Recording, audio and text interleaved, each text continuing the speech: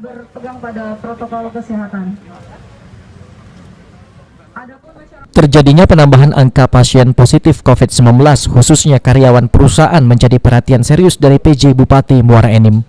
Sehingga kini PJ Bupati Muara Enim, Nasrun Umar, menyurati dan membuat kebijakan agar setiap perusahaan bertanggung jawab atas klaster COVID yang terjadi di lingkungan mereka. Selain itu, perusahaan wajib menempatkan karyawan yang positif COVID untuk isolasi mandiri di wilayah perusahaan dan tetap melaporkan karyawannya yang terpapar COVID-19 ke Satgas COVID di wilayah masing-masing. Saya sudah mengeluarkan surat edaran kepada seluruh perusahaan dan ternyata itu sejalan dengan apa yang menjadi mindset Pak Kapolda. Mengirimkan surat kepada seluruh perusahaan yang ada di dalam lingkup pemerintah Kabupaten Muara Enim untuk dapat melakukan penanganan pengawasan internal sendiri sehingga menentukan siapa-siapa saja di dalam lingkung operasionalisasi mereka yang satu mungkin reaktif, kemudian mungkin positif, yang itu dilakukan dengan saya mewajibkan mereka mempersiapkan rumah isolasi mandiri di tempat masing-masing dan itu harus dilakukan oleh mereka.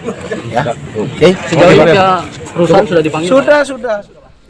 Sebelumnya ada puluhan karyawan perusahaan yang berasal dari luar Sumatera Selatan terpapar COVID-19. Mereka sudah dievakuasi ke Rumah Sehat Islamic Center Muara Enim. Pemerintah dan Kapolres Muara Enim sendiri gencar melakukan edukasi dan vaksinasi kepada masyarakat agar memberikan rasa aman dari COVID-19 dan menurunkan angka penyebaran COVID-19. Mardian Syah, PAL TV.